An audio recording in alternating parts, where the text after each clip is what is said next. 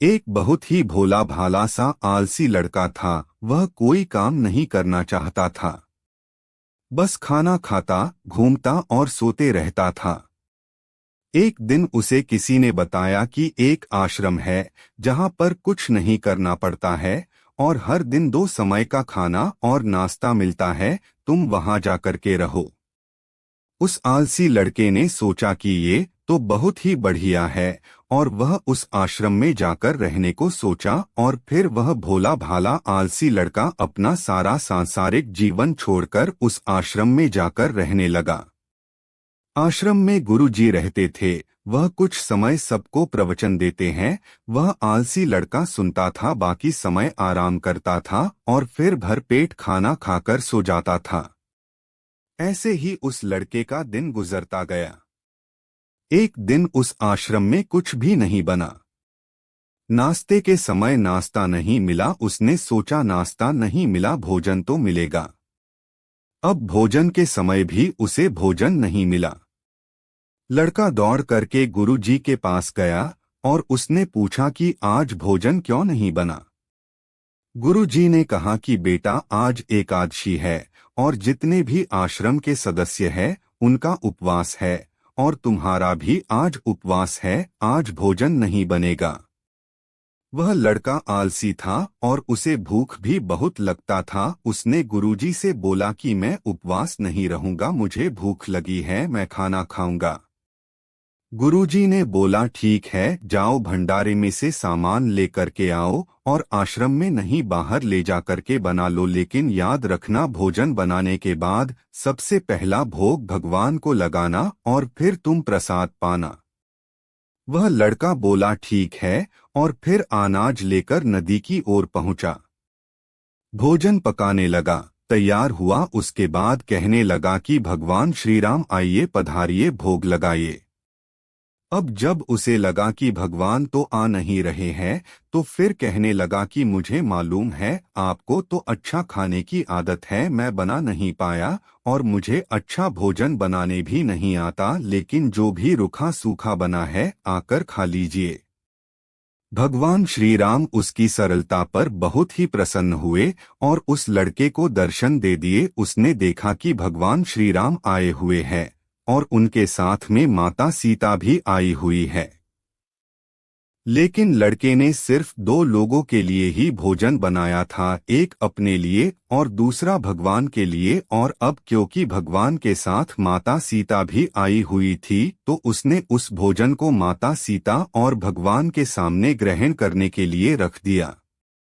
भगवान श्री राम और माता सीता ने भोजन किया और उसके बाद जब वह जाने लगे तो यह भोला सा आलसी सा लड़का बोला कि प्रभु आप आए, दर्शन दिए, बहुत अच्छा लगा। मुझे खाने को कुछ नहीं मिला, लेकिन कोई बात नहीं, लेकिन आपसे एक विनती है कि अगली बार जब आप आएंगे तो कितने लोग आएंगे ये बता दीजिए, ताकि मैं उतने लोगों के लिए भोजन बनाकर रखा रहूं।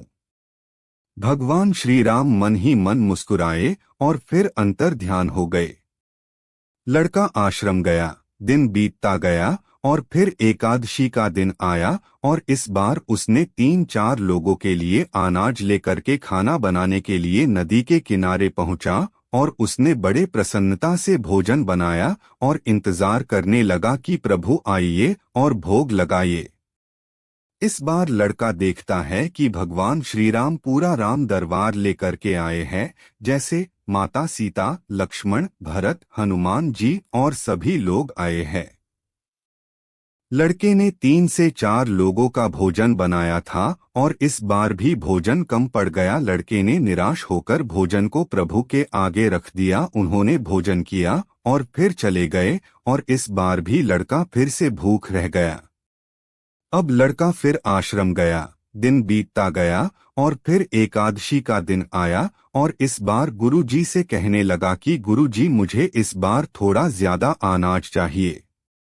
गुरुजी सोचने लगे कि यह इतना सारा अनाज का करता क्या है, कहीं इसे बेचता तो नहीं है। फिर उन्होंने कहा कि ठीक है, भूख से परेशान रहता है। लड़के ने कहा कि नहीं गुरुजी, मैं भूख से परेशान नहीं रहता हूँ, प्रभु के साथ बहुत लोग आते हैं, उनको भी तो भोजन करना पड़ता है। गुरुजी को लगा कि लड़का पागल हो गया है, लेकिन गुरुजी ने सोचा कि चलो एक बार चलकर देखते ही कि लड़का इस अनाज का करता क्या है। वह भोला सा लड़का अनाज लेकर के नदी के किनारे पहुंचा और इस बार भोजन बनाया नहीं। उसने सोचा कि प्रभु हर बार ज्यादा लोगों को लेकर के आते हैं, इस बार वह जितने भी आएंगे खुद बना करके भोग लगा लेंगे। और फिर प्रेम से प्रभु को बुलाने लगा। गुरुजी ये सब छुपकर देख रहे थे कि ये भोजन तो बनाया नहीं और प्रभु को बुला रहा है। लेकिन लड़के ने देखा कि इस बार प्रभु के साथ बहुत से लोग आए हुए हैं, तो उसने प्रभु के सामने हाथ जोड़ करके कहा कि प्रभु माफ करना, आप बहुत सारे लोग आते हो, मुझे संख्या पता नहीं होती है और मेरी हिम्मत भी नहीं होती है कि इतने सारे लोगों के लिए भोजन बनाऊं। आप स्वयं आइए, बनाइए, खाइए और भोग लगाइए। प्रभु मुस्कुराते हैं और अपने साथ आए सभी लोगों के साथ मिल करके भोजन बनाते हैं। गुरुजी ये सब छुप करके देखते हैं और फिर लड़के के पास आकर के कहते हैं कि तुम ये कर क्या रहे हो। लड़का कहता है कि गुरुजी आपको दिख नहीं रहा है कि भगवान श्री राम पधार चुके हैं, माँ सीता आई हुई है, हनुमान जी आए हैं और भी सभी लोग आए हुए हैं, भोजन बन रहा है। गुरुजी ने बोला कि पागल हो गया है, मुझे तो कोई दिख नहीं रहा है। लड़का गुस्सा हो गया और बोला प्रभु आप ये क्या कर रहे हो, एक तो मुझे भूखा रखा है और गुरुजी को दर्शन नहीं दे रहे हो, जो मुझे पागल समझ रहे हैं, कृपा करके गुरुजी को दिख जाओ। भगवान बोले नहीं, मैं इन्हें नहीं दिख सकता। लड़का बोला क्यों नहीं दिख सकते, मेरे गुरुजी तो बहुत महान है, बहुत बड़े ज्ञानी और ज्ञाता है। भगवान बोले हाँ ज्ञानी और ज्ञाता होंगे, लेकिन तुम्हारी तरह सरल नहीं है। जो सरलता तुम में है वो तुम्हारे गुरुजी में नहीं है। लड़के ने ये बात गुरुजी से कह दी कि भगवान श्री राम कह रहे हैं कि आप में सरलता नहीं है, आप मेरी तरह सरल नहीं हैं, इसलिए आपको नहीं दिख सकते। गुरुजी की आंखें नम हो गई और रोने लगे कि और बोले कि बिल्कुल सही कहा, मेरे अंदर तुम्हारे जितना सरलता नहीं है, और फिर माफी मांगने लगे। फिर भगवान ने गुरुजी को भी दर्शन दिए।